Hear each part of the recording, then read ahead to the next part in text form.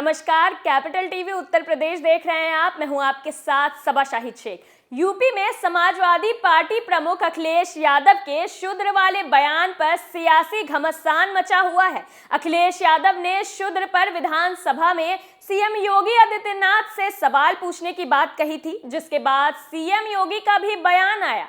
अब इस पर बीएसपी प्रमुख मायावती ने भी एंट्री कर ली है। जी हां, अब मायावती ने भी इस पर अपनी प्रतिक्रिया दी है। क्या कहा मायावती ने, देखिए आज की इस रिपोर्ट में।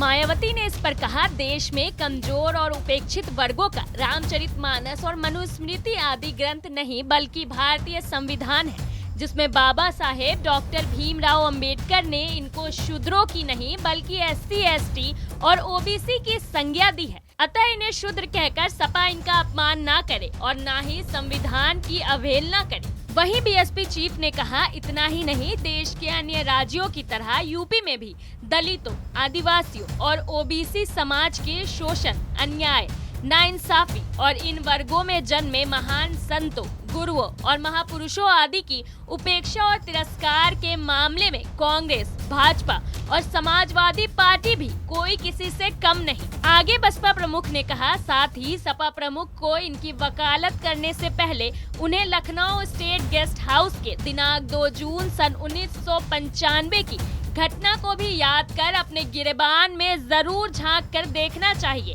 जब सीएम बनने जा रही एक दलित की बेटी पर सपा सरकार ने जानलेवा हमला कराया था। उन्होंने कहा, वैसे भी ये जग जाहिर है कि देश में एससी, एसटी, ओबीसी, मुस्लिम और अन्य धार्मिक अल्पसंख्यकों आदि के आत्मसम्मान और स्वाभिमान की कद्र बीएसपी में ही हमेशा से निहित और सुरक्षित है, जबकि बाकी पार्टियां इनके वोटों के स्वार्थ की खातिर किस्म किस्म की नाटकबाजी ही ज्यादा करती रहती है।